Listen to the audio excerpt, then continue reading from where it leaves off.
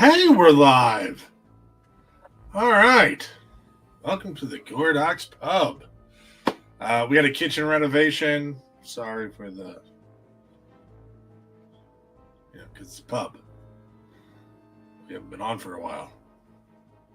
Right. Had to clean up a lot of vomit.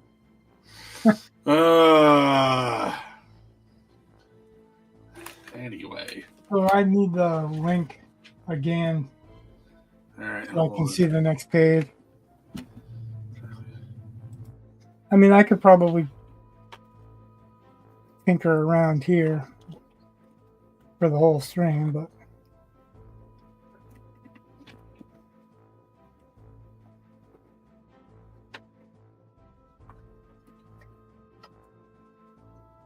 did you just disappear, or did I go deaf again? No, I was crunching on a Funyun. So it's my last one. Anyway, I just sent it to you on Discord.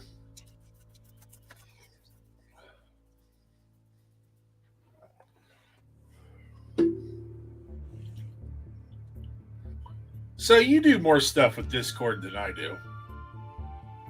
And the other day I had posted on my Facebook feed or whatever, and I was talking about YouTube didn't think I was a real person. They were saying I was a scammer, and they were throttling me. As in I was uploading too many videos. Oh, I don't know. Like, I don't do it through YouTube because of that. Well, I don't know why they would want to limit, because the more content, the more they get content. Yeah, I know, but whatever. So, anyways, so I posted about it on Facebook, and one of my former students was like, "Well, why don't you just set up a Discord and put everything there?" And I was like, I don't know, but I didn't think Discord was as easy to use for people. I don't know, but yeah, you can set up a channel. It's actually connected to Twitch too. Well, I mean, I've just been posting videos I've been making music videos about the vocab words that my class has. Like, that's what it started as. Just, things to help you remember what the vocab is. And,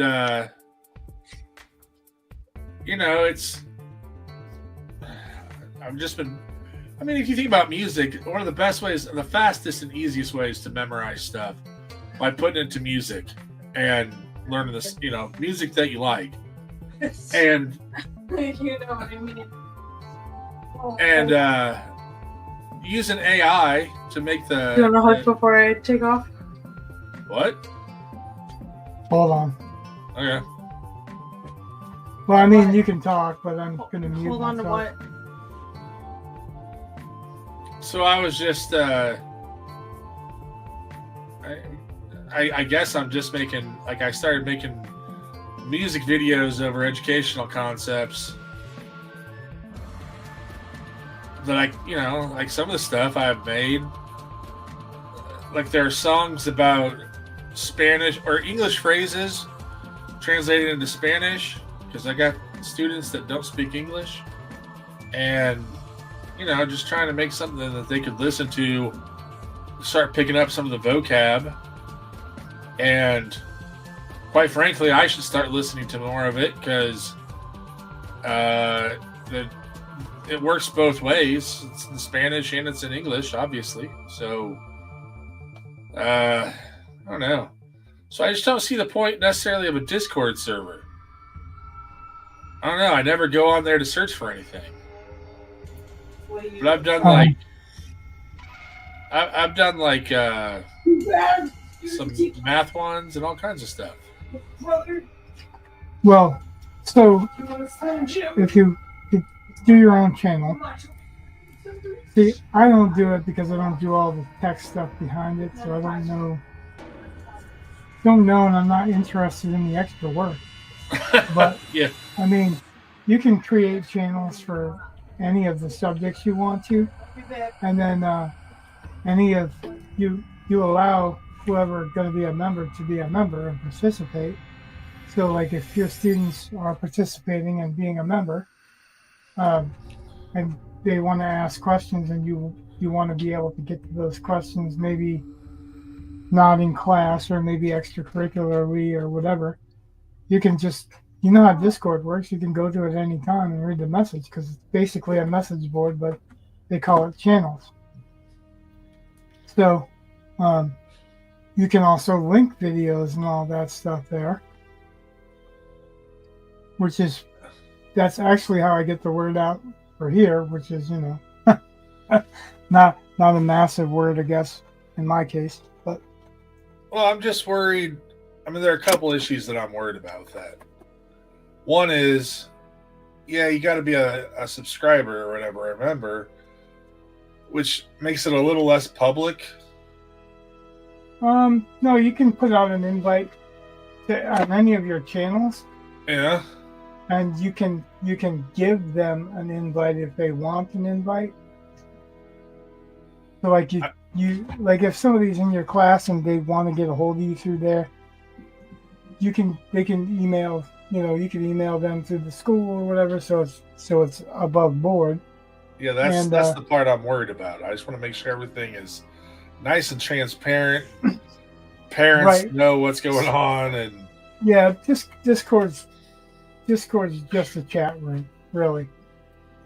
I mean, you can limit the channels. You can put so certain members can only go in certain channels.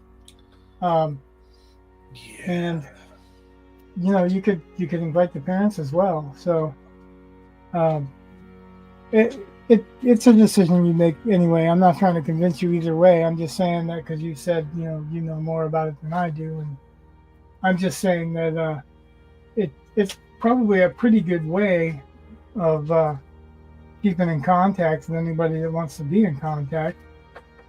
And you can link pictures like we do.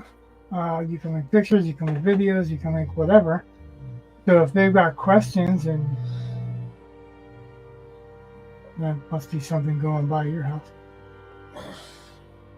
Anyway, if they got questions or whatever, they can ask them there, and you can get to them at any time. You can also respond to a comment directly, so it will notify them directly. Huh. You can type the @ symbol with their name if you want to actually give them it. Well, it alerts them. So, I mean, it is a tool. It would be a good tool, I think, for you, in the capacity of you using it with your students and with the students' parents, actually, if you wanted to. well, Because yeah, it's gotta be with, because it is easy and it is transparent, and obviously you can hide stuff or ignore stuff or whatever, but like for the most part, it's all up and up. It's just a message board where you get questions, answers, and can attach documents and attach pictures and attach videos if you need to. well, the It's other a question tool. I'm going to have, well, everything's tool. Well, not everything. Some things are more tools than others, in more ways than one. But I also don't know if it's actually allowed through our firewall. Like, I don't think it is at the school. Like, I think they purposely blocked Discord. That's kind of odd. Well, maybe. No, not really. There's a lot of social media stuff they try to limit. Yeah, well, that's kind of what I'm saying. It's not, when I say it's odd, it's because it's really not much for social media. It's yeah, I don't know. Well, I just know wouldn't- that if it's blocked, it makes my decision for me. right. I'm always very cautious about, like there are rules that we had to sign about contacting students on social media. And I know there were people that broke that rule quite a bit, and the school didn't seem to care, but that They seems would like give one of you, those things they if they decided they wanted a reason to get rid of you, that's one of those things that they could point out real fast. And right? I just No, like I'm not trying to convince you. I was just telling you the pros, I guess. well, I was trying to figure out. I mean, and again, that was all good information. Like, I think it's definitely something I can look into, like I'm doing now. I'm asking Neil. Well, that's not the kind of looking into it you need to do anyway. Well, yeah, You but need it's a to, start. you need It's one of well, those. you gotta if it's going to be considered social media, you got to go through those channels before me. Well, I that's can true. I can tell you some easy tricks, and that's even limited. But I can tell you some easy tricks for some stuff. But that's that's not that's not okaying whatever you need to okay. No, I know. I understand that. That's the biggest part of it is because I can give you advice as far as just playing around with Discord, but you can find that out on your own. Anything that we're doing in the direct message, Yeah. that's something that you can do in your channel, except for you can create different channels. So, like say if you had writing essays and you wanted to have a channel just for essays versus maybe stories or whatever, and you could have a channel for just stories, or you could have a channel for whatever the other parts of your curriculum are. So I mean, there are positives. Definitely there are positives, but it's all a matter. It ain't a decision. You can. Obviously, you were just saying that it ain't a decision that you could do on your own anyway. So Yeah. I wouldn't want you to get in trouble, but I could see how it could be a really useful tool of teaching, because they can get a hold of you without actually talking to you physically. Right. I mean, they can, you're not getting their phone number or their email, and it's something that anyone that can join the channel can see. I mean, like you could set the channel up so that the school has access, or whoever has oversight for your department or whatever has access. You see what I mean? Yeah. But I think it would be a really good tool. Whoever suggested to you was thinking, Well, I didn't. I don't disagree with them, and it's not that I don't.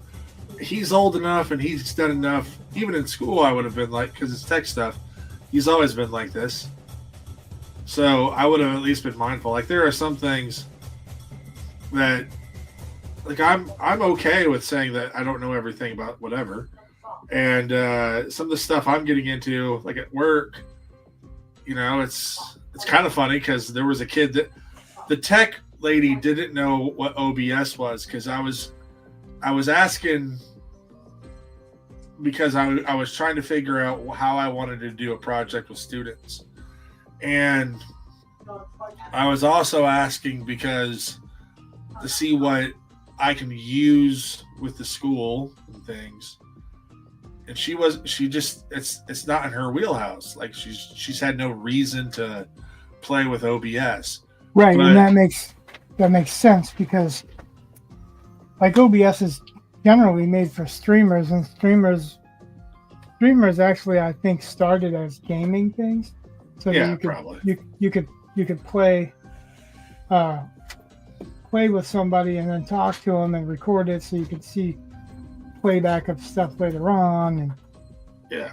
So I don't think it was originally made for being like a studio, for a recording studio or whatever, but and it was made to be like an editing studio, but I think that was the capacity of it, so that you could play games with your friends and talk with your friends, and those that didn't have the game could still watch or learn, or Yeah. And then, so I mean, but her helper, her 8th grade helper, he was quite up on it. I was like, oh, sweet. But I mean, there were still limitations on, again, what I can put on my computer and what I can't put on my computer, and I was like, all right. And there's a certain threshold that I have for tech stuff that I'm like, okay, I know that other people do not have this pay. Like, there's a certain amount of tech issues I can get through without wanting to kill somebody. But a lot of teachers, a lot of people in any profession, at a certain point, they don't care anymore. It's like, screw this. This is stupid, because it's frustrating to them. Because you have to learn it. And Right. It's not something that's intuitive. Like, that's the reason that we use StreamYard, and for all its faults, is that it's intuitive. I don't have to learn it. It's pretty much button by button. Right. But that's OBS and StreamYard, and streaming is not the same as Discord. Discord's just basically a message wall. Well, I get that. I was just saying there are all these different layers of text, like restrictions that, like especially if you don't want to do tech stuff, you're probably never going to notice it. But as soon as you start looking at some of the technological things that could be done, you start running into a lot of barriers at schools, because they don't want to allow access to various things, or you have to wait to get it approved so they have access. I mean, there are hoops that you have to jump through. Well, yeah, and there's questionable, like, contact with kids, and I can understand that as Right. well. Like, because a parent may not want, especially with all the crazy shit that happens nowadays, a teacher to be able to have access to their kids without them, or while they're Right. gaming or whatever. I'm not saying that it would be, but I'm just saying I can understand how they would be standoffish and make assumptions like that. Right. Oh, yeah. And that's one of those things I'm uber careful. I mean, trust me, that's the I'm sure. You're a parent. Yeah. Yeah. I would. That's one of those things. Like, what would I, be comfortable with my own child? And then, what would my wife be comfortable with? And okay, what if I start thinking about my friends who parent differently than I do. What would they be comfortable with? And whatever is the strictest standard is what I normally go by. It's the safest way, and I have no problem saying that. Like, it's a parent's fear. It may be that statistically it's probably never going to happen, but for the people it does happen to, it's terrible. And and the people that are concerned with it are legitimate. Right. So I take those concerns very, very seriously, and actually, I think that a parent that actually is concerned with that shows how legitimate of a parent they are. Yeah. Because a lot of parents just don't care. They just whatever, school, and they kind of shut off everything that does with school unless they need to. So I mean, I think it's a good thing if a parent actually is concerned. It probably gets in your way a bit, but no, not normally. like I'd much rather be concerned with what's going on with my kid than just let anyone do anything with my kid. Right, I agree. And if you're concerned as a parent, I think that's cool. I don't care. I mean, I want people knowing what's going on in my classroom. I want them to know. Like, I don't have a problem. Now, if I had a parent that decided, oh, hey, Mr. Brewer wrote this and I find it offensive, I'd be like, yeah, well, that's a different story, and I don't really Oh, care. you mean like outside of school, Yeah. like what you rate as fiction wise? Yeah. Yeah, they can screw themselves as far as that goes. Like I don't force it on students, and I know my stuff is pretty clean. Right. Just out of, I mean, not that I'm throwing shit because I've read all kinds of stuff. Like I have no problem with anyone who wants to write a little bluer than I do. I don't care. I have enjoyed plenty of things that, like I said. I think a couple weeks ago I said Clerks was a great film, and if that's all that humor is adult humor, I have no problems. That it's like, so I don't mind that other people write it. In fact, I can enjoy it just fine. But for me personally, I tend to think about, I don't know, like I don't like a bunch of cursing in my fantasy or even really in my science fiction. A lot of times it's just not necessary. But at the same time, if I were to write a crime novel or something, words would creep in. Like that's going to Like, happen. that was one of my critiques about John Brown. Yeah. I like John Brown a lot, and he's Mormon, so he's not going to use vulgarities as much as maybe other writers would. Yeah. Larry Correa notwithstanding. I've seen some of his posts. My goodness. But so like he's got a thriller series, and I bought a couple of them, and they don't really outright say "gee golly," but it's much closer to "gee golly" with criminals than it is, motherfucker. Yeah. Which they probably would actually say. So there's a line, I guess, that I understand his religion, and I could enjoy the book regardless of his self limitations. Yeah. But they definitely weren't as realistic as they would be if he gave them the voice that they actually would have. You know what I mean? Yeah. So I mean, there is that both ends of that, I guess. So. Oh yeah, I have no problem with people writing it. I mean, there are times. Well, that's not true. I guess I have some problems with some people writing it. Depends on what it is. Like I was not happy when they started cursing in Star Trek. A, because it breaks lore, and B, because it's just not necessary. And I don't want them doing it in Star Wars because I want that to be kid friendly.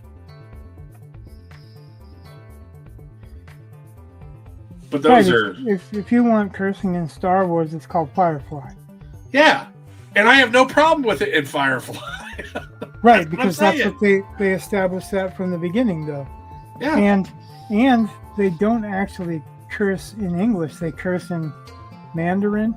Yeah. So you can tell they're cursing, but they curse in Mandarin, so they're cursing in a different language. But like say Brandon Sanderson, he writes those monster novels, Doorstoppers, and he doesn't use vulgarity as well. So I mean, I think it's to taste and to what you wanna show. Well, there's a side project I've been world building on. And so I was directly thinking about the cursing issue, and because it was science fiction, and I kind of want to have it. I know the atmosphere type thing that I'm going for, the mood, and so they should probably curse, at least some. But I was like, yeah, but it's got a whole bunch of different alien races. Maybe they don't necessarily curse in English. Maybe I just make up a few curses so that I'm There's consistent. that, and there you could have a villain that's very proper about his language, right? So they don't Right. have to curse. Like they get their point across without cursing, or maybe they get offended by cursing. Like it's a spin, right? Yeah. But there's a bunch of different ways to play it. But it's authorial discretion, right? Yeah. So if you approve and it feels like that's right for your character, then I always would say if that feels right for you, that's the character or feels right with the character's voice, then don't cheat the character's voice. Right. But if you don't need it, why do it? So that's that other end of it. Like so I just finished that kind of Mayeville. I don't know. Well, that's the way that the narrator said is Maeve. Well, I've never listened to Mieville. it. I've only read it. Mieville. Anyway, Yeah. that's what they said. Maeville. Okay. Mieville. Whatever. And it ended up wasn't a novel. It was a collection of short stories and novellas. Oh, okay. But there was a lot of fuck in there for fuck's sake. There was no really rhyme or reason for it. It just seemed like it was thrown in there to feel edgy. I gave this a chance for you, by the way. I had not read that. So. No. I gave it a chance for you because I know you like him so much. I did. And 2 out of 3 of the things that I read, I did not like. Well, this, it was really kind of there as well. I think one of the problems that I really have with him is that I can't tell you any of the characters. I can't name a character. Like, none of the characters have stayed with me. Like, even in Kraken, I know what went on, but I don't know the characters. I couldn't tell you which one was which, even if I heard the names. In this one, there were 2 memorable stories, and it felt like only 2 of them really had an ending. They might have been implied endings or whatever, but it just didn't feel like they had an ending to me, and that's disappointing. You know how I feel about that. Did you hear George Martin come out and said that he's probably not going to finish now? No. He said he's 13 years too late. He said, it's like every time I say that I don't remember, I don't realize how 13 years disappeared. That's why that Larry Correa. Yeah. Wow, did it do it again? Yeah. Minimize. Fix this again.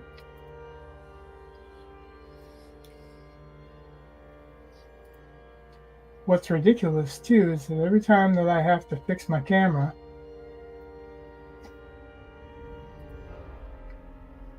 I have to update it. See, I can't tell that Larry Correa thing. I mean, it's wonderful trolling. Yeah. And I appreciate that. Well, I really do.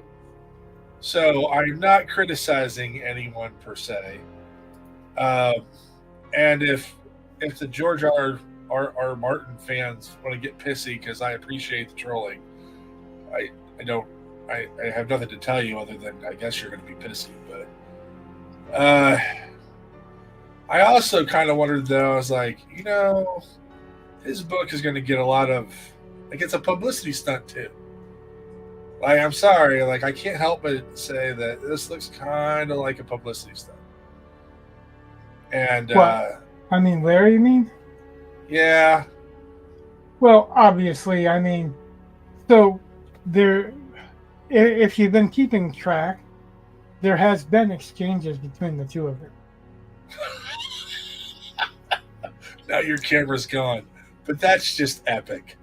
Like the English teacher Yeah, in because it me just restarted. loves that. I mean, I love that whole. That's just wonderful. I'm sorry, I find it two famous writers having correspondence. Yeah, I don't know. I don't know if it's correspondence or them, because the whole sad puppy thing, and Right. George Martin's really, really liberal until he got attacked by the liberals. They always attack you eventually. Well, there's a saying that the liberals eat themselves, and there's good reason for that saying. But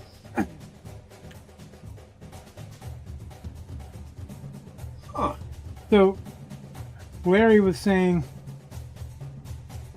something about how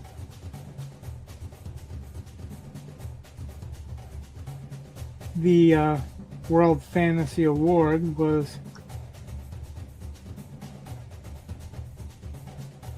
well, Yeah. biased.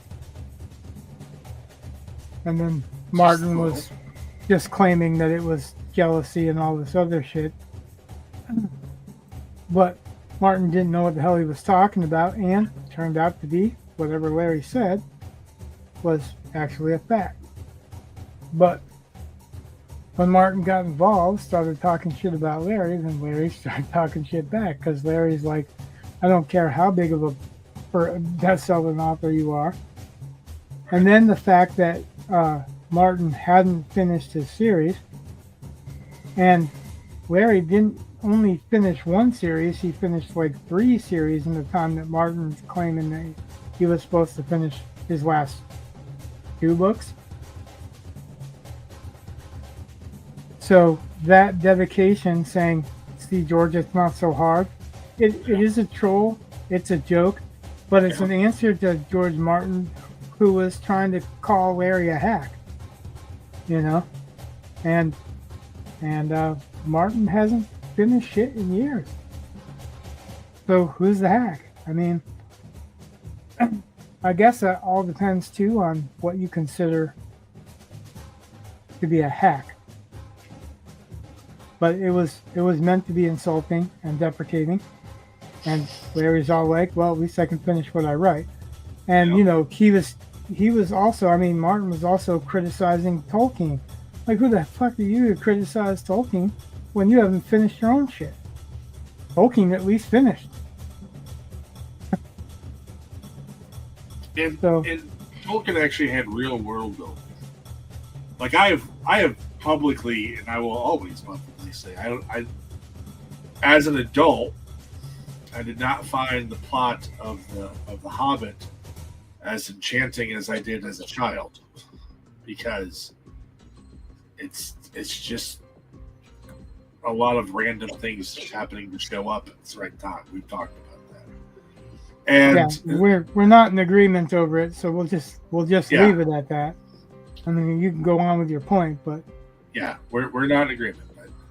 Right. But it's still something that I would point to and say, I mean, you got to look at some world building. That guy put in the work, and it is incredibly impressive on that level. Like, just hands down, wonderful world building. And what? Oh, I was gonna put in a comment, but I didn't want to stop you on your track.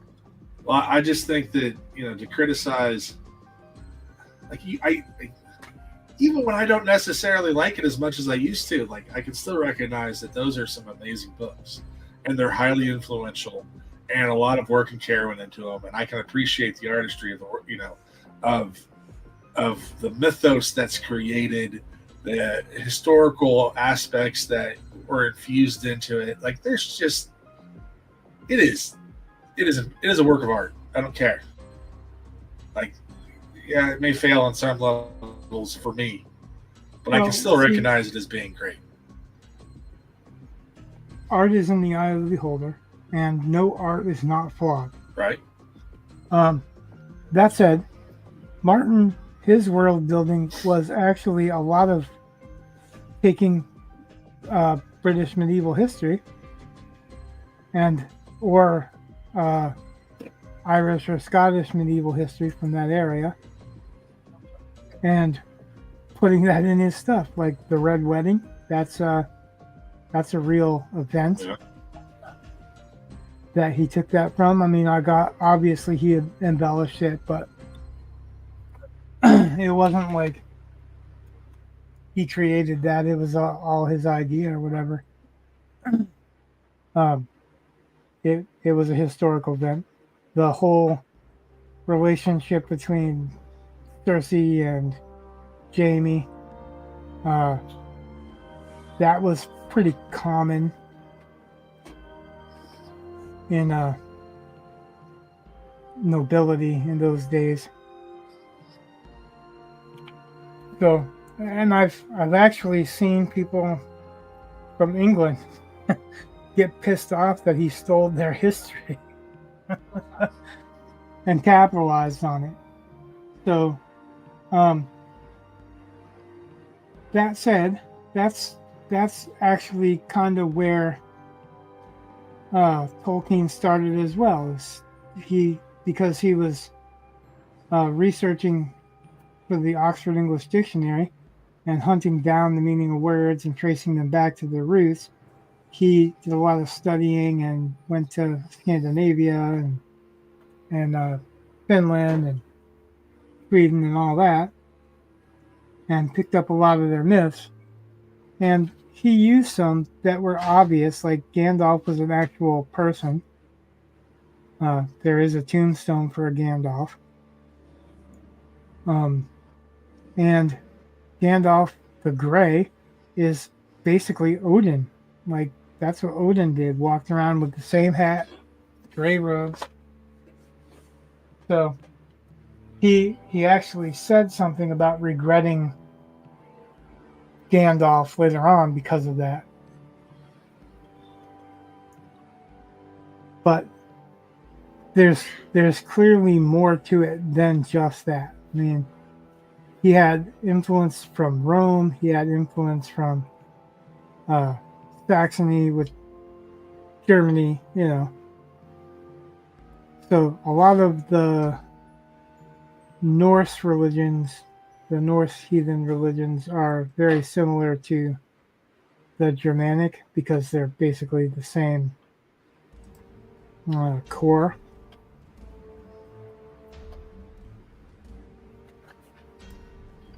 But some of Tolkien's brilliance was in love of language. Right. Like that was the whole thing. He's researching for the Oxford English Dictionary because he loved language.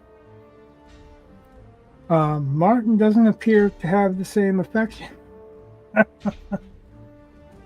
He has the same affection for history. Like he's actually read a lot of books.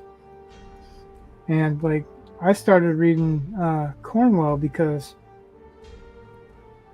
Martin was reading a Cornwell book.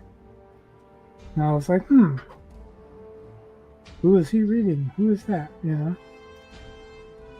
I ended up liking Cornwell much more than I liked Martin, but Cornwell's a lot less long-winded.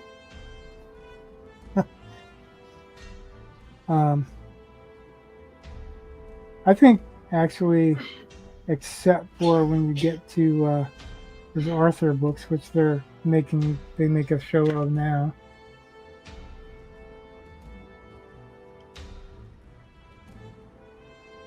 He even said, Bernard Cornwell even said that if he could, he would go back and cut the first 100 pages or something out of the Winter King.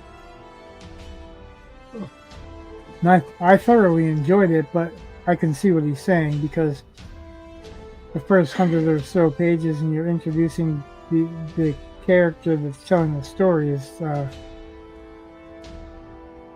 𝕍𝕀𝕀𝕀.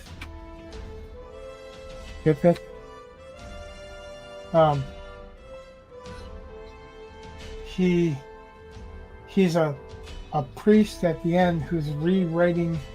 He's writing the story of Arthur over old manuscripts, like old script pages, like they used to do in the scriptorium. They would, if they had old or they had messed up scripts, they would kind of rub that out and start all over again.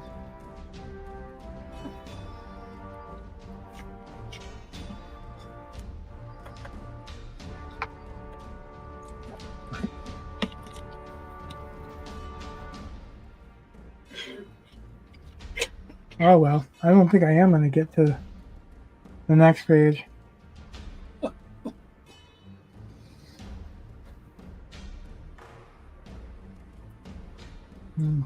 Actually, thinking about it, Hey, look at that.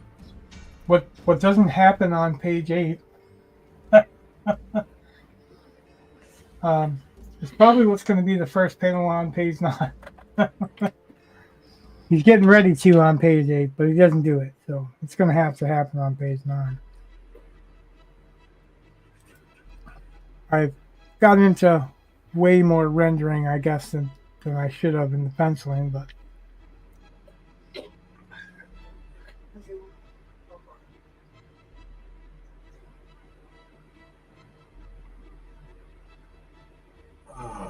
okay.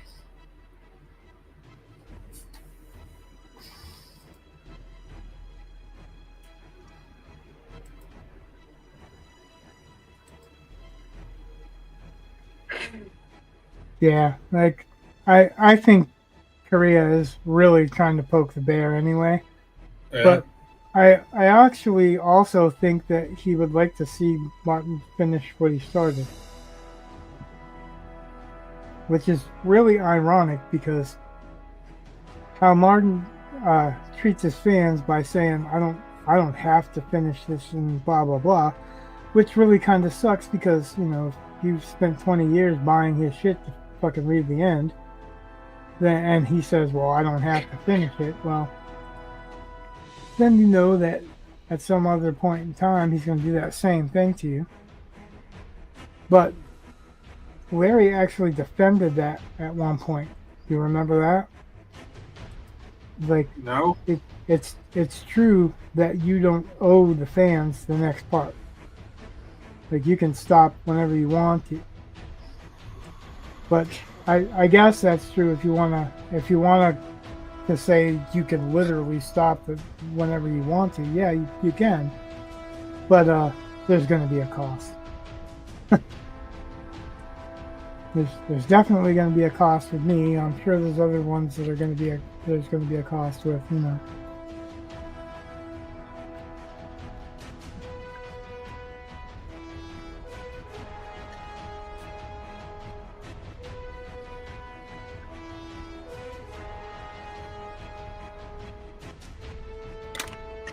So, Oh, did it again. You gotta let me know when it does that because I can't even see it. So basically, I closed it out and it did it again, huh? I guess so. So, I'm looking over what I had originally had for 10 is basically what you have drawn there. So we've kind of have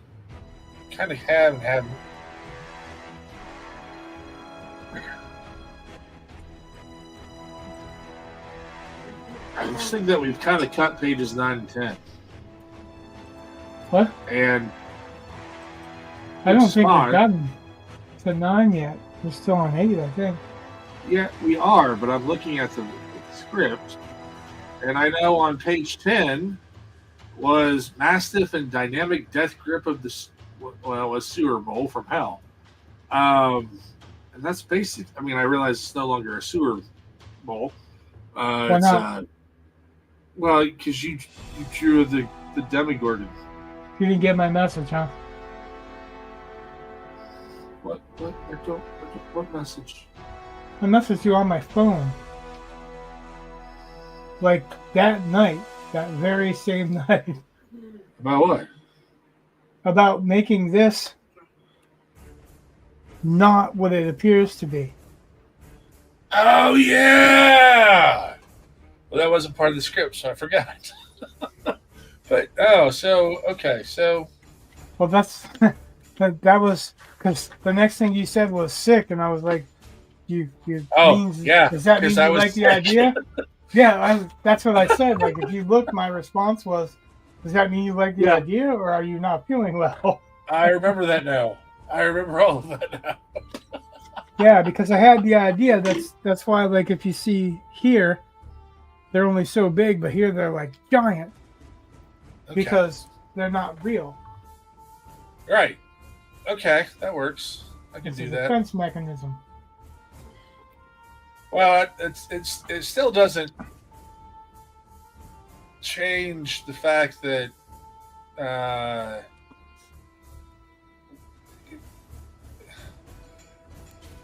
think that's going to help fill in on some of the but we've still kind of cut a couple pages. I mean, it's okay. It's we're going to now reveal this, so that's actually that'll be fine. I'm just telling you. I think that we've, like you said, what doesn't happen on page 8, you would start page 9 with.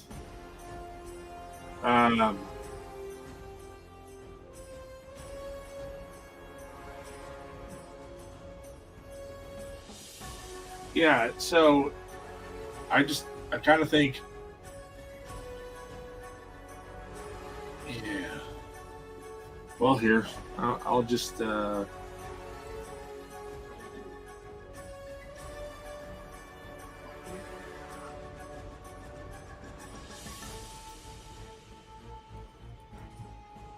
me just edit Yeah, my, like what this should be is Right. just before what that should be. yeah. So, but I think we can. It'll work. I just want to. That's what I was thinking. Is like I'll just start the next page with what he's gonna do. Right.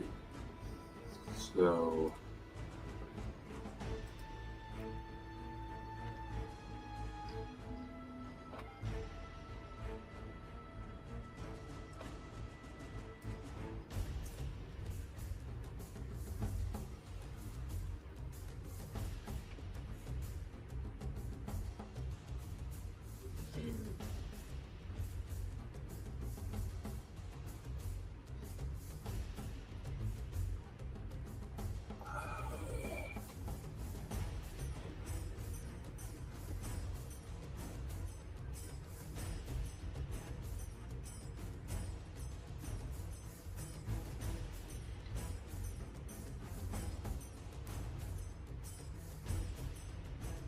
Huh.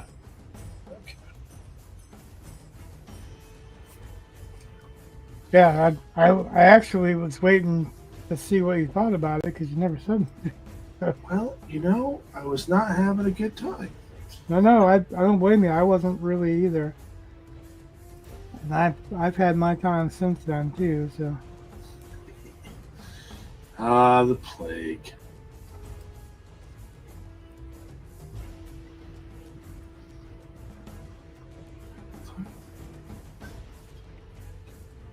Oh well.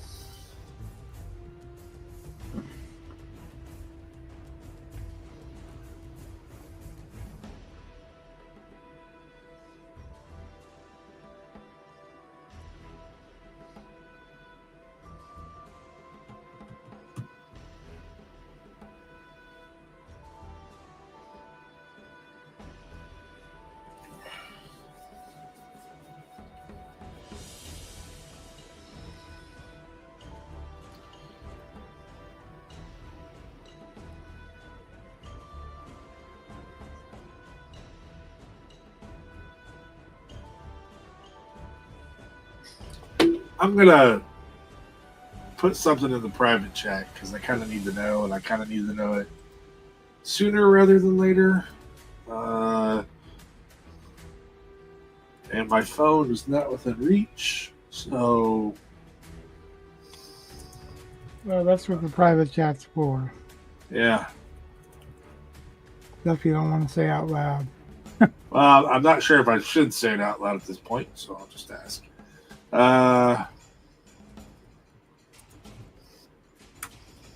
There. That's up there. Whenever you get a second.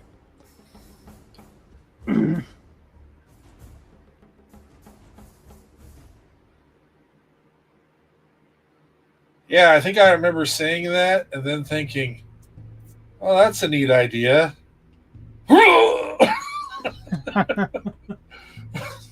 Oh, shit. Yeah. Yeah. Like Bill Cosby used to say, first you say it, then you do it. Yeah. It's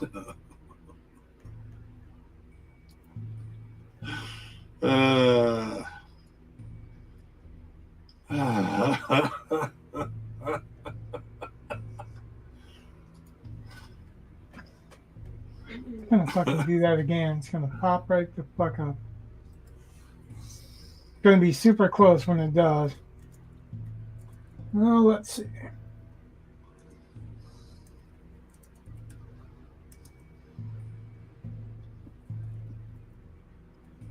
No.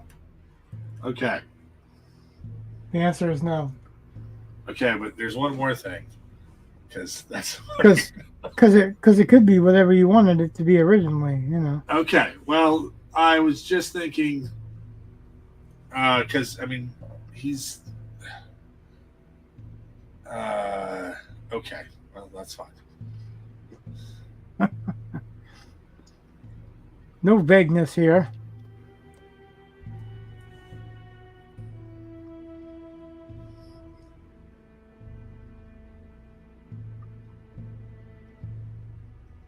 Yeah, I'll have that. Well, that puts me on a bit of a deadline then, because you could start that page and I'm not done. Well, I know what I'm going to do on the first panel. Well, I've put that part on there. It should have been here. So you've got the first panel before you have to worry about having anything. But didn't you say, was it this Saturday that you got plans? This Saturday? No, it was. I don't think so.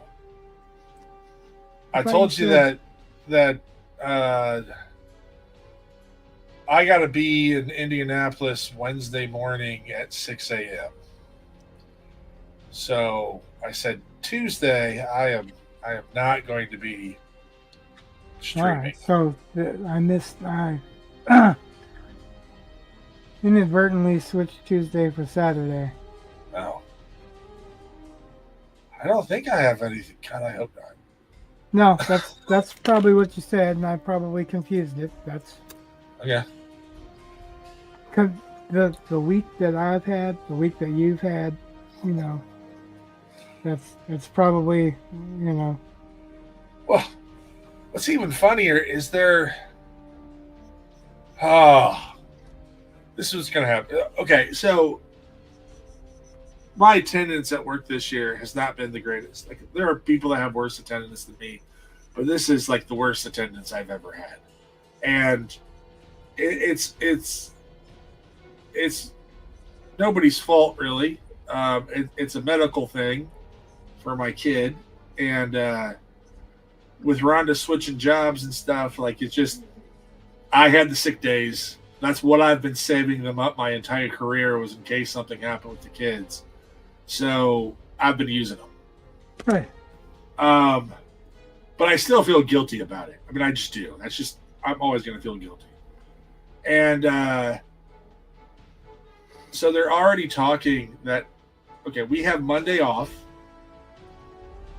And they're talking about we may end up canceling Tuesday. Like the weather's looking like we may have to. And if we we've cancel, got a cold snap coming up this next week too. Yeah, and if they call Tuesday, then and then I'm already going to be off Wednesday because I'll be in Indianapolis. I'm going to have a two. I could conceivably only have a 2-day work week next week, which is just crazy. But oh well. I mean, I guess we'll just deal with it. But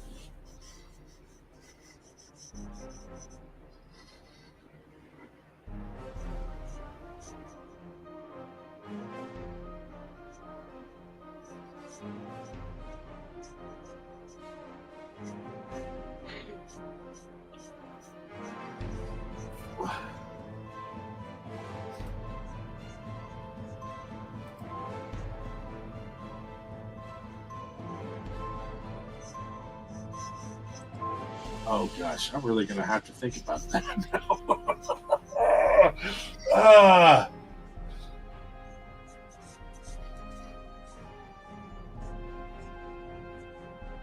You know what? Screw it. Let's talk about it on stream because why not? You said we were going to have this. We were going to do this. Let's talk. So, all right. So I like the idea that the Demogorgon isn't really a Demogorgon because it's a defensive measure that the city employs, but something has to physically be there. It's just nowhere near as big as what it looks currently. So there's some kind of miscommunication. I wasn't thinking that the city is employing this. I was thinking that a creature has you think you remember Hypnotoad? Yeah. So it's Isn't like that The Simpsons? yeah, but Okay. like Just making sure. I'm saying like take that idea, and this creature's defensive mechanism is to be able to spew some kind of toxin that would mislead, or it's an illusion, but it's actually attacking them during the illusion. Right. So there's a physical presence. Right. For Right. me, it was like what I was thinking is, believe it or not, I was thinking Wizard of Oz. Paying attention to the man behind the curtain. Right. So like I was thinking that this creature, which it could have been the one that you originally named. Okay. I didn't have any specific thing, but I was thinking it's cool imagery, and like say the tentacle that actually hits him has a toxin in it, a hallucinogen. Right. And that works. And the creature is not actually what he thinks it is. It's much smaller, much different, but it does have a tentacle. Yeah, I got it. Okay. Yeah. I can do this now. I knew you could, but like that was my suggestion. I wasn't thinking it was like a projector thing that the city was putting out. I was thinking it was whatever creature was in there, that was one of its weird abilities. That works, but it's still employed by the city. Like that's actually necessary.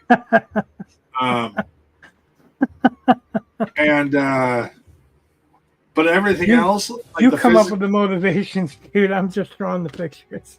Okay, well, I'm just. But everything else works. Like it's great. Works perfectly fine. In fact, I kind of dig this. Like this is great. I just got to put it into panels now. So, because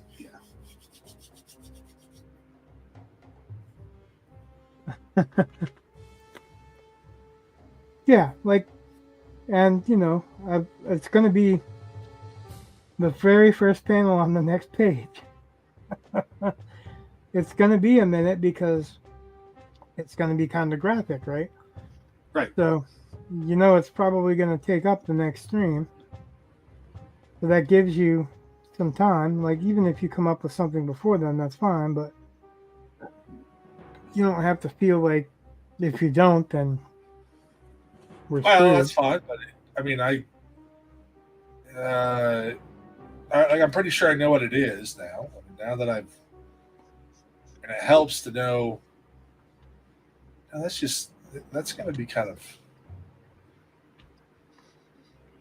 I still don't know what the thing is going to be. So but tentacle, I got. It'll work. Everything.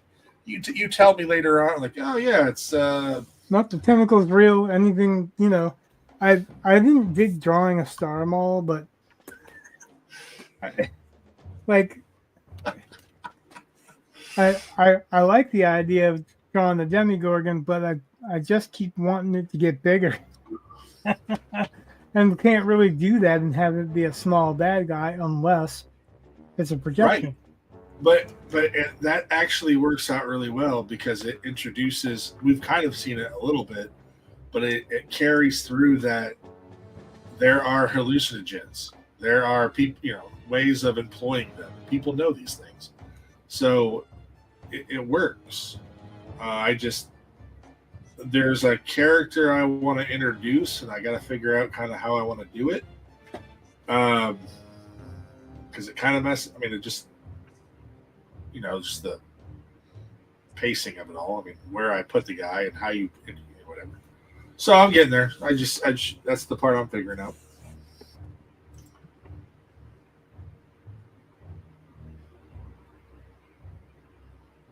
Oh.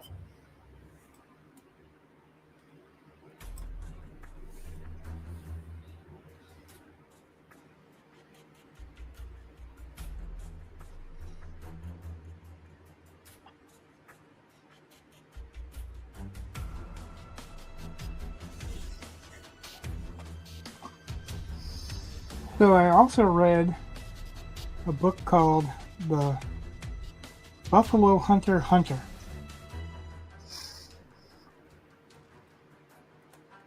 Sounds Okay. redundant, but it's actually a best-selling author, and he writes comedy and horror, I guess, and horror.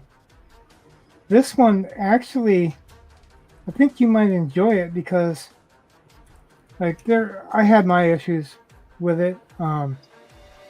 It's cool on the face that it's an epistolary of an epistolary. Oh yeah. So it's a descendant reading a found journal of an ancestor and then learning about some horrific stuff that happened. But it's like the ancestor's a pastor in 1912, because I don't know why that it was important to set it in 1912, except for the fact that he had the Titanic going down. Okay. And the Titanic's not in the story. It's kind of just a side thing where another character is really fascinated with the Titanic at the time, which, would be consistent for the time period, because it was this big, huge, cruise liner.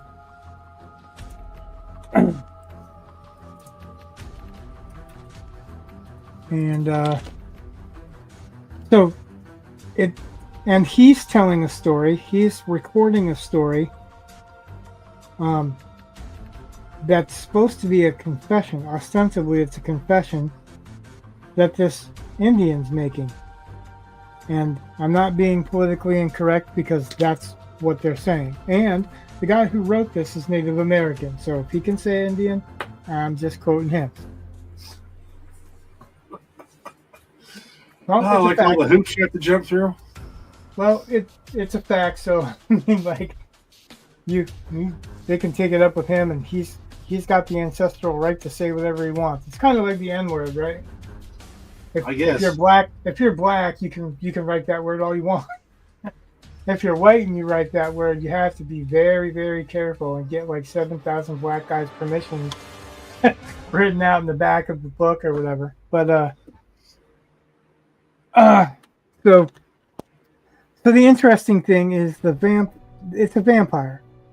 The Native American, the Indian, is a vampire. He's Blackfeet. But it's his story how he gets turned into a vampire and what happens in the day that he is. And he's not your normal vampire. And in fact, that kind of the frame story, it's like a frame story written epistolically or episodically, because that's epistolary means diary entries or journal entries. So it's this descendant who's trying to get a tenure in her college, whose great grandfather's journal has been found inside this wall, and it's the story of this pastor that ends up taking a confession from an Indian vampire. Of course, she doesn't know if he believes if that Indian's a real vampire or what. They don't actually say the word vampire, I don't think, throughout the whole story. Or if so, it was like very, very end. But it's written in an interesting voice because it is period correct for the most part, and there's some interesting words that he uses that you have to look up, but they're grandiloquent words. Okay.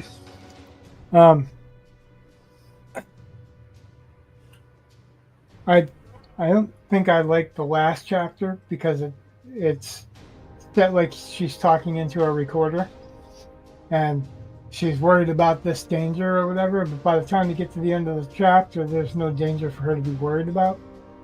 So it's kind of a false suspense at the end, the last chapter, when it didn't have to be. And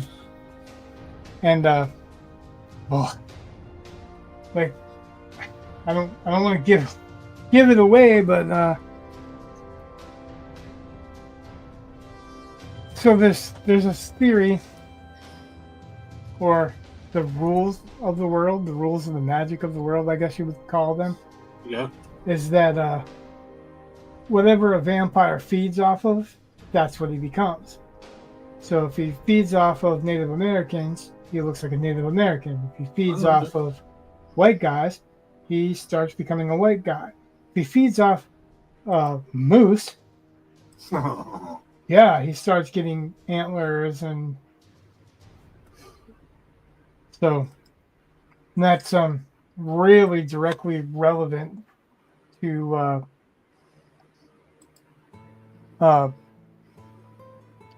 what happens in the story. But during the story, it's really kind of a dark, twisted, two-voice story where you've got this pastor who's a pastor because he was not exactly a soldier for Custer, but that type of soldier where they were Indian wars, and he wasn't actually a killer, but he was part of the slaughter. Okay. And then you've got this Native American who was born like 1830, and he's in 1912 or something like that. And he's looks like he's in his 40s. But basically, it starts off like a murder mystery where these bodies are found in the field, and they're caped. They're de-skinned, like you would skin a buffalo to make the hide into a piece of leather or weight or whatever. And eventually it all comes around to making a connection to why these two are talking. Yeah. So, and for all the, like, not quite dark humor, but it's really dark, just really dark. But there, even in that darkness, there's a lot of exploration on what it means to be like human, what it means to be a person or a member of society, or not a monster or a monster, right? Right. So it was beyond just your regular kind of horror type story. It was not a fast moving story by any means, but it was very, very deep. And overall, I'd rated it like a 4-star. There was a couple of things that annoyed me. One of them was he had a tendency to say, "Oh, he grabbed me like this," but he didn't describe how like this was. Yeah. Like, okay, so it's one thing if you're pretending that's on a recorder, but if it's this priest remembering it and writing it down later, he could get away with describing what like this was. Right. Or, oh, I got stabbed right here. Well, that doesn't tell me anything as a reader, right? Right. Right here. Because I can't see where right here is, where he's Right. pointing. But, well, no, I'm telling Okay. others that are listening. Those are my only real quirks with it. Is the denouement was kind of very long and maybe even unnecessary. But other than the little like this or here where it didn't get described, the rest of it was really, really deep story. So I haven't read a horror story like that in a long time, if ever. Really, because like even what you like about Stephen King, it's just characters, right? Okay. Like most of the Stephen King stuff is just characters. They're not really questioning anything. You know what I mean? There's not any philosophical discussion Okay. or confrontation, or you don't get the feeling that somebody is. It's more than just attacking somebody, or more than just I'm going to get you at the end of this or whatever. Right. It's way worse than Interview with a Vampire. That's weird. I just moved my mouse and it did it again.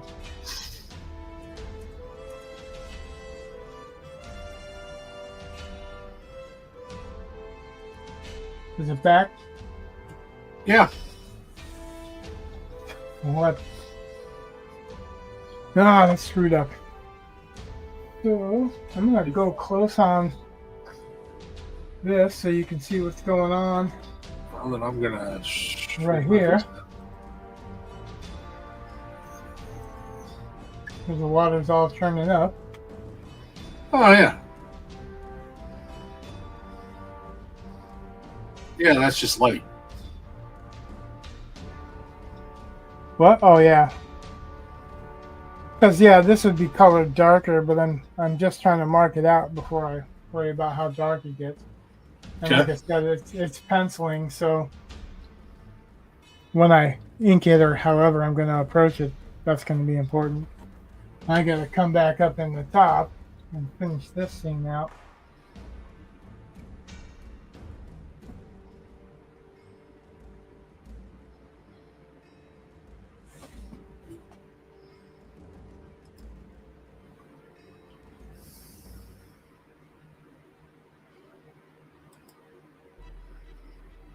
So I finished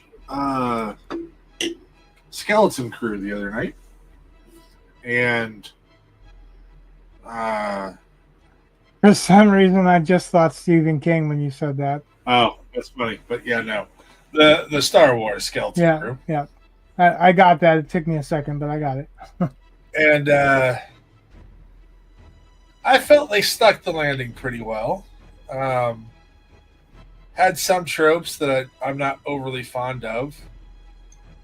Like the dad of one of the characters is such 80s teen horror movie dad. You know, the kind that is completely incompetent. You know, Disconnected from reality. yeah, it's just one of those, and it's a common thing in a lot of stuff meant for kids. You make the adults just stupid, and that's pretty much what they did. So it's not like I've never seen that before, you know, and so I can't really say, but having seen that and not being too thrilled with it, that's one of the things I've always liked about Harry Potter. The adults weren't stupid. Well, weren't always stupid. Um, so I always thought that was a little bit better. There are some questionable things. The adults that weren't muggles. Yeah. The muggles are all stupid, right? Yeah, for the most part. So I guess that would be my only real. Well, that's not 100% accurate, but overall, well, it's just one of those things where it's just everything's set up, everything's foreshadowed. Like they did that well. The mystery was interesting. They had Jude Law's character was neat, and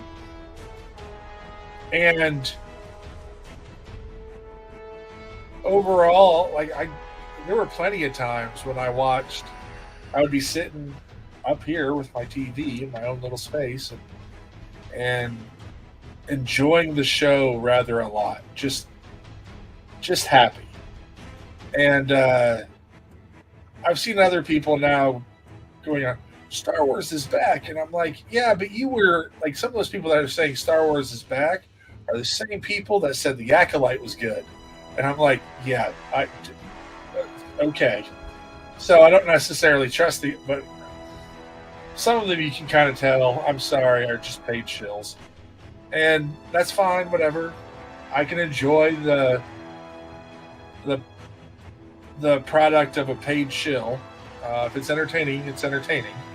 But I don't necessarily trust them. But a lot of people were rather happy, I guess, with of the people who watched it. It's been favorable, but it hasn't gotten a lot of views. And some people are saying that Star Wars is beyond repair because it's a good show and nobody's watching. And it's like, yeah, that could be. Like, you guys could have really just screwed the pooch on this.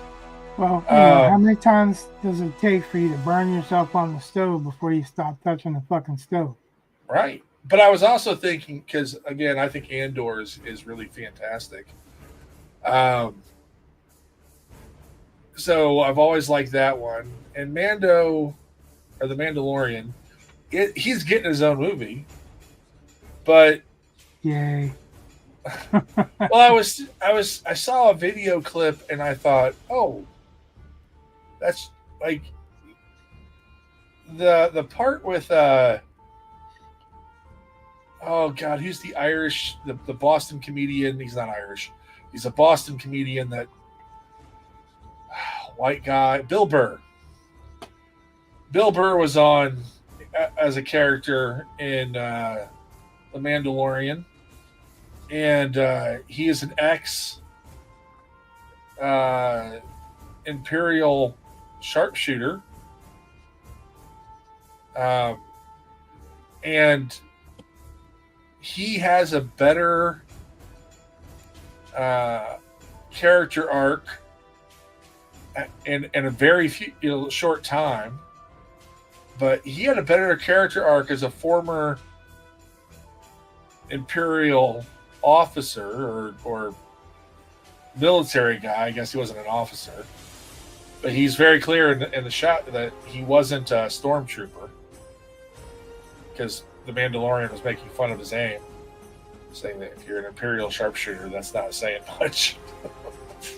It's like, I wasn't a stormtrooper. So I thought that, because you've always said that the thing with Finn in the sequels was why they discarded that character. I pushed him off to the side. He had this awesome opportunity to show, this stormtrooper and his character arc, and they dropped it. And it's like, yeah, they did drop it, but they also kind of tried it again in The Mandalorian, and that was kind of good. So yeah, but it's Bill Burr.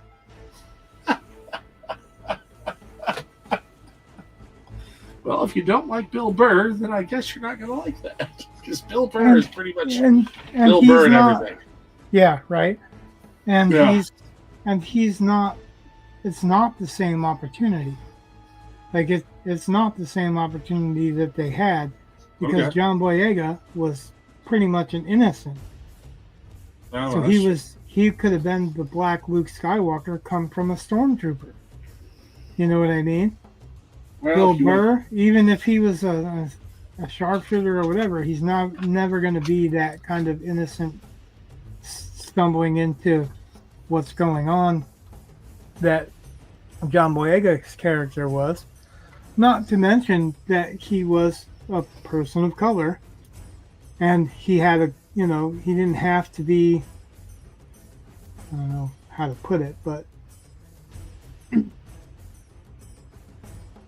I don't know. Bill Burr's not special to me. Well, okay. But I'm just saying that was the character that he played. John Boyega was something that, I just thought that he got screwed as an actor. I agree. He had the character had potential. They just kind of blew it.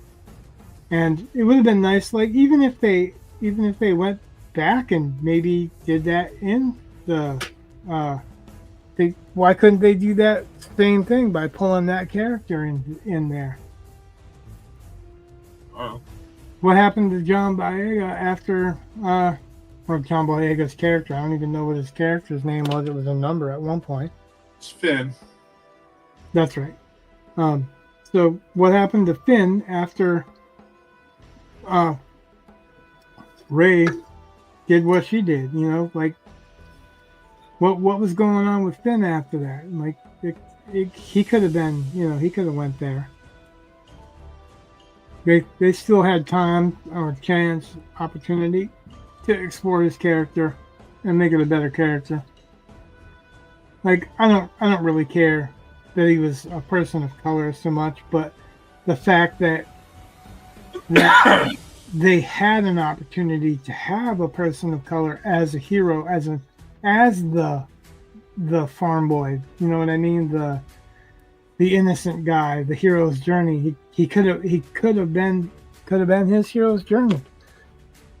You hear all the time how there's no like black fantasies where the black character has the hero's journey, and I think I've seen one that was decent, and it was only a temporary scene in another type of book where it was I guess kind of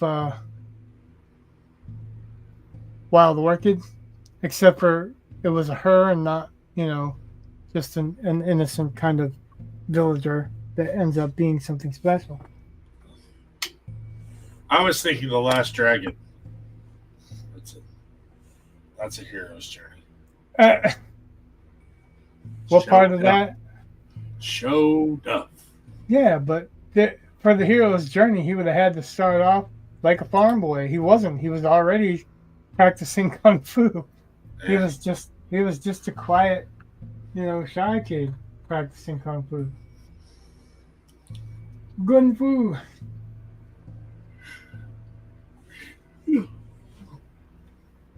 Oh, you seem excited to be here again. It's just, again, the sickness thing is wonderful, but then, like this morning, I had to be there at 8 a.m., which meant that, my 40-year-old car does not like the cold, so it won't start. And so there are two other drivers, but, Thaddeus has to get to school, and he has to get to school about the time I'm normally supposed to be at school, and it would have been okay today, except for the faculty meeting that was before school. So then I was kind of ride with my wife to work. So that was like at 7:15 that I was out the door, and it's just like, ugh.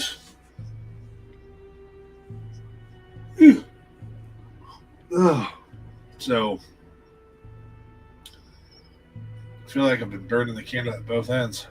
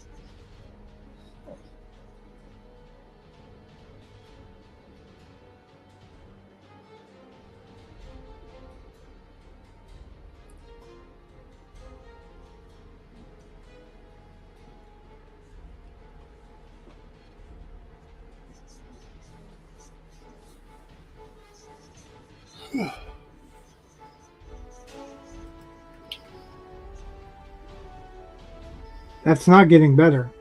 Okay. Have you seen Appaloosa? Oh, a long time ago? I have not seen it. With like Viggo Mortensen? Is that it? Yeah, yeah. I have not seen it, and I saw a couple clips, and I thought, oh, it didn't look bad. So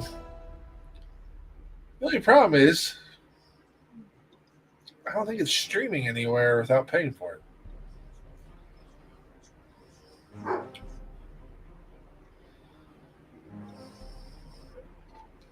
Oh, And I really have a problem about, if I have all these streaming services, renting anything.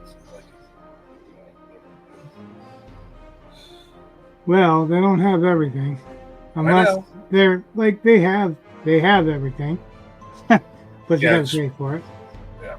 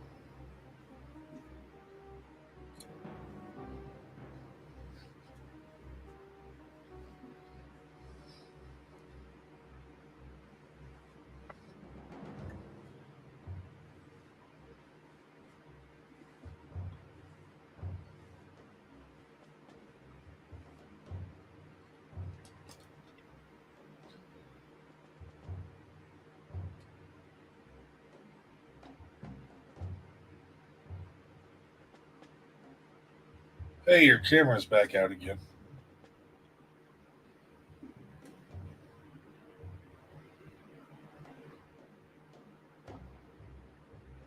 Yeah.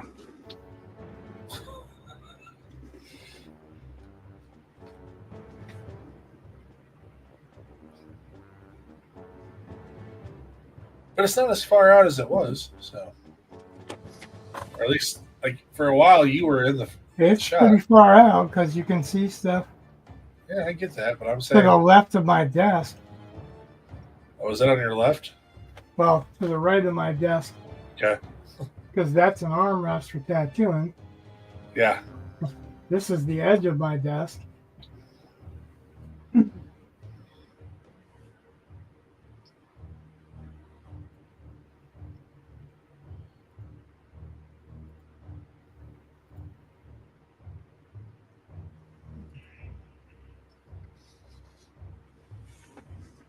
Ridiculous.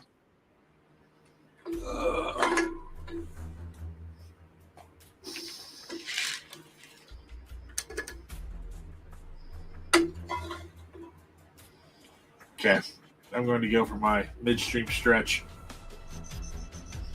Get myself a beverage. I'll be right back. Yeah, I'm gonna get myself a beverage in a minute too. Okay.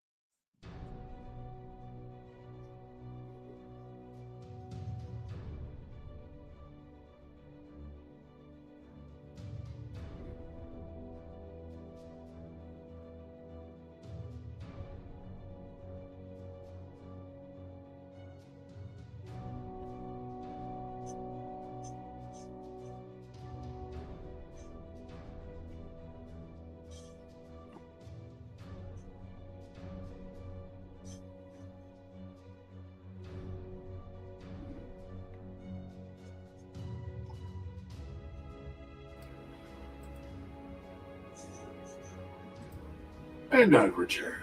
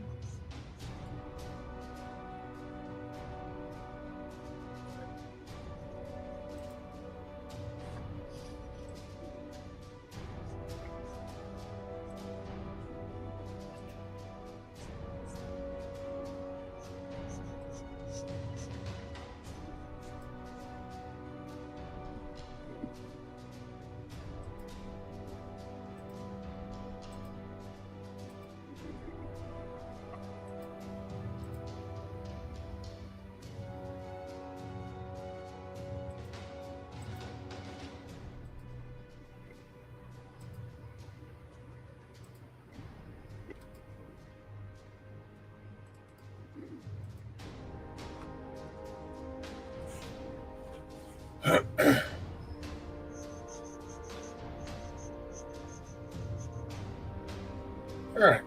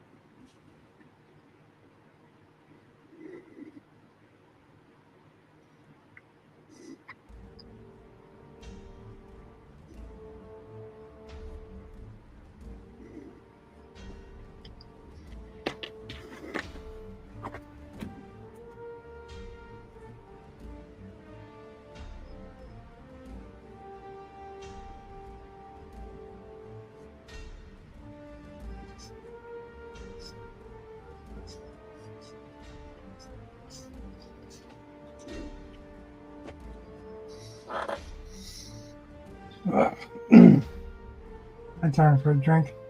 Okay. Hey, there went your camera. Yeah, because I moved the mouse. I was gonna mute, and Oh. That's fun. yeah, it's pissing me off. Of course, we knew that, right? Yeah.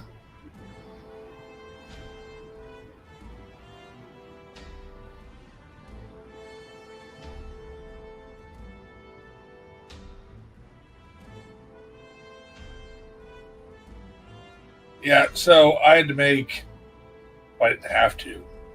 Nobody's paying me to. I'm not contracted to, but I was making 10 music videos about the vocabulary because there are 10 words on the vocab list. So I actually made 11 videos about, because like I made one song that was all vocab words on the list, and then a song for each one of the vocab words. And I'm using AI to make the music. I'm not a musician. I don't claim to be. I don't want to be famous as a musician. I would never I know it's not me. But I also keep thinking, if we know that music is one of the best ways of getting students to learn something, I mean, think about all the lyrics you know from when you were a kid that still stick in your mind. It's a powerful educational tool, but there's no way to do that at scale with real humans. There's just not. Like there's no way I could get 11 different songs in a day. It's just not. And if my students will listen to them, I think they'll pick up the vocab a lot faster. But if you watch the videos that I made, there's kind of a progression of really bad to, oh, this isn't terrible, to, well, that's kind of efficient, I guess is how I'd put it, because I was running out of time and I'd been at it all day, well, all my waking day, and yeah, I mean, it was just, it's funny if you look at the videos. Just at the beginning, I couldn't figure out how to get my image to be the full screen, so it's just off in the corner, just stuff like that. So by doing all this, there are certain things. I would say I have some wonderful workarounds for doing these things, these videos, and you can go real cheap with 𝕍𝕀.com. Because it'll give you a video. It's a cheap little just lyric video, and it's really formatted for phones and all this stuff. And it's only one image, and you don't get to choose the image unless you want to pay, I think. But it's been interesting making the videos. It's an interesting learning process. It's also just, I find it kind of funny. Like I keep telling my students, like I showed my students how to do this now that I've done it several times. And I told them, I was like, when you're playing video games at night, listen to, like make your own songs about the content that you're supposed to be learning. Like it doesn't have to suck. Like you can make music you want to listen to. It's not as good as real human music. I kept telling them that too. I was like, I don't want this to replace what you do forever. I'm saying while you're trying to learn something, this is a quick, easy way of doing it. So I'm hoping they'll pick up on that. But so far, I think it's more friends and family that watch than anything else. But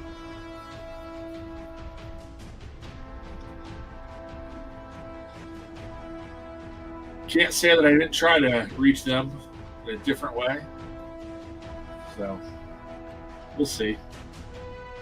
I also kept thinking about my kid from Venezuela who, he gets to hear the words speaking correct, or pronounced correctly, and that's better than just reading it, which is what I was doing before. So I hope it works. I tried to edit a video though with OBS, and I was like, I did not get it. And I think there's an easier program that I have somewhere on my computer to help me with editing. But I was like, ugh. I ended up on the more elaborate videos that I did. I would go through and I would get images, and then I would put them in a Google slide document.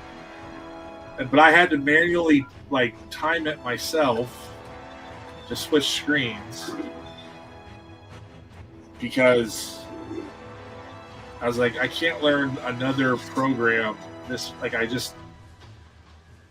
didn't have it in me, and I know I have one. Microsoft does one, so I know it's there. But I was like, maybe during spring break I'll learn more about that. I can't do it all. I can't make content for the students and learn all this stuff all at once. But I think we're getting there. Yeah, that's why I'm not on OBS. Because there's not enough time to do all the stuff that I need to do. Right. And learn OBS, and it's probably a lot easier once you get going, but it's hard to get going. Well, that's why it was kind of fun making the videos, because I was like, oh yeah, it's a good reason to play, if that makes sense. Yeah, I just still haven't gotten. I haven't even gotten to. It doesn't want to hook up my mic. I've got it set for what mic it should be, Yeah. But for some reason it just doesn't pick it up. Same thing with the camera. That's weird.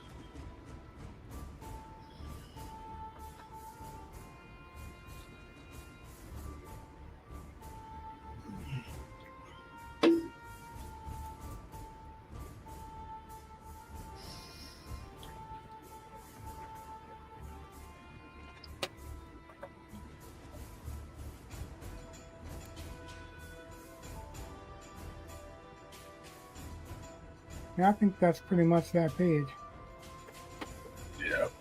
until it's actually inked.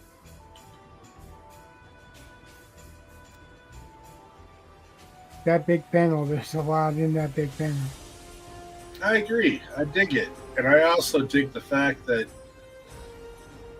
I don't know, if you refresh, you should be able to see it, but I cut 2 pages. Just kind of mashed some things together. Hey, there went your camera. Yeah, because I moved my mouse to see what you did. So, but I don't mind. I mean, it's one of those things where it's like, well, that's probably better pacing. So, I still think we're doing well.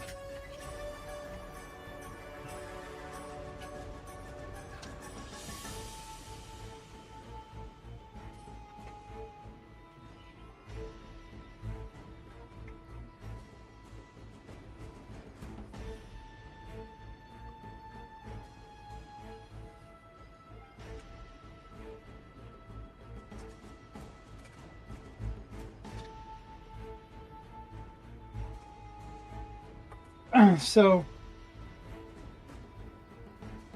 the next page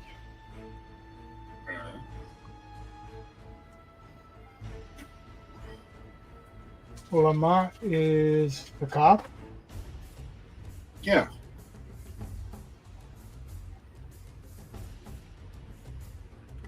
And so, stupid question, why is he rushing in from a different place when Mastiff had to go through the crawl? Well, because if we look about, page 6 is where we last see Lamont.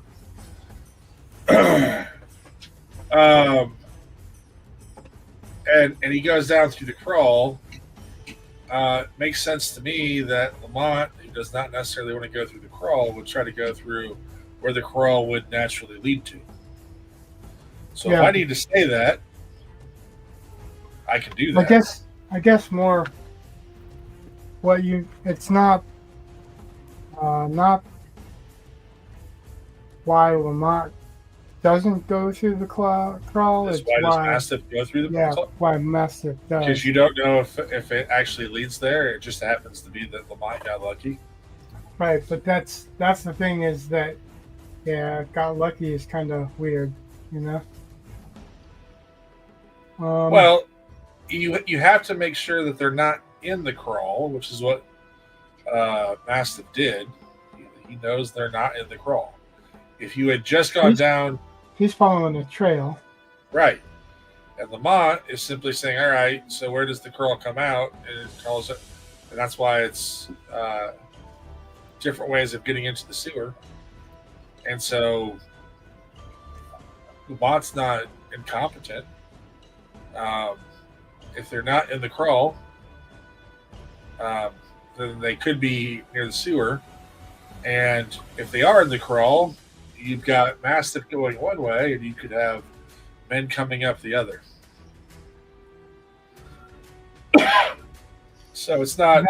Then you might want to put that on the page where he's crawling down in it at first. Okay.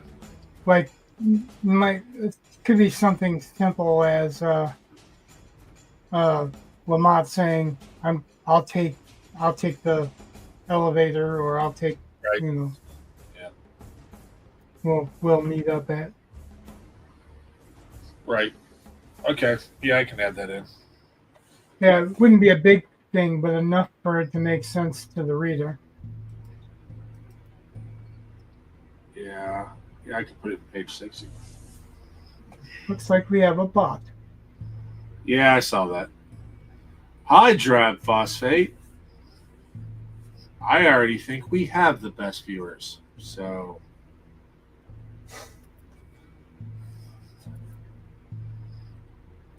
That's right. We have a very particular class of viewer, like a very particular skill set.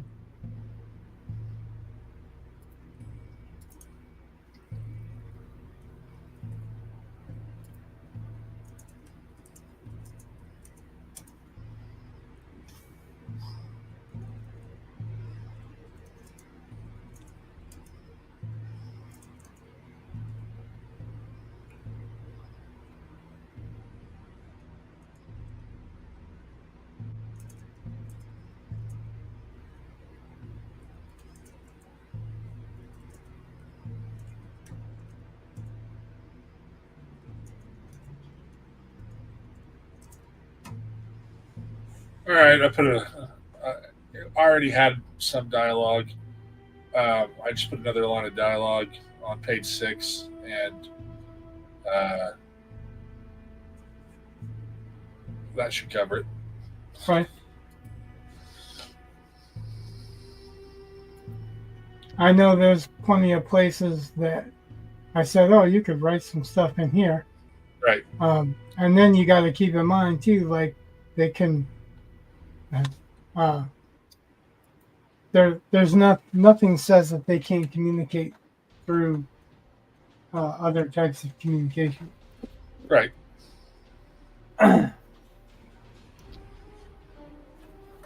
Yeah, I may just yeah. We're fine.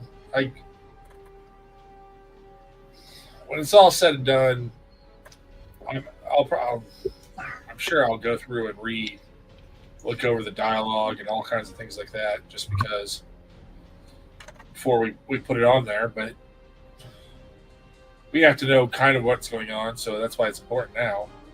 But yeah, being able to add in something real fast is pretty easy. Right. And it's just like a continuity pass or whatever. Yeah. Like I'm not asking to be obstinate or whatever. I'm asking so that somebody else doesn't ask later on. Oh yeah, and no, I don't How mind is- asking. Why didn't he crawl through it? Well, he's Right. following a trail, and the other one's taking a different route, so that they can maybe, if they took a different route out of there, he can catch up with them this way or whatever. Right. We'll meet at waste management facility or whatever. I just sat on the other end. What? I said we'll meet you on the other end. See if you can flush anything out. Yeah. Pun intended. Yep. So we'll have to emphasize the word flush. Okay.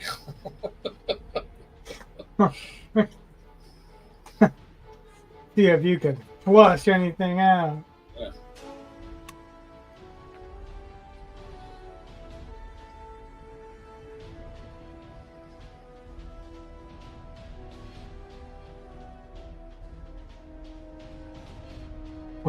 Well, I think I'm gonna call it a short night Okay.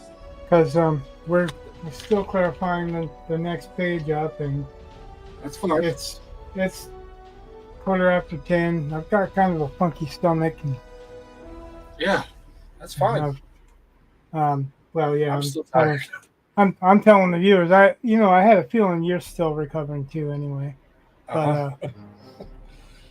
But we wanted to get another video out, another episode out, so that we don't lose our tenure.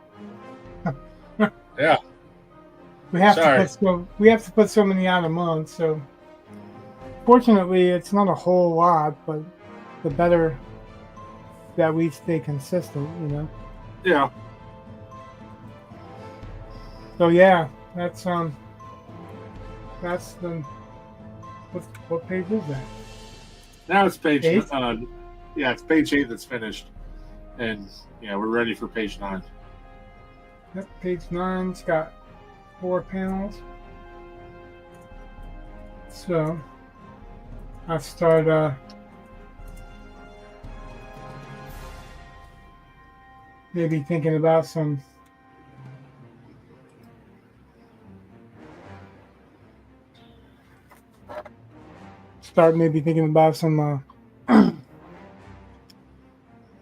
order of exposition, or I like this, the way this ended up being a creative panel. The borders aren't really just plain borders. At least one of them isn't. So Right. Oh yeah, I dig it. I think it's got fluidity, movement. I like it. I dig. all right. So everyone that watched, thanks for watching. There's one viewer that watches all the time that never tells us who he is or she Our is. secret watcher. He's from the CIA. Yeah, right. And, I'm sure for whatever we've said, we're on the list somewhere. Yeah. Anyway, thanks. Anyone that likes, subscribe, follow, thanks. Yeah. Good night. God bless. Much love. Peace.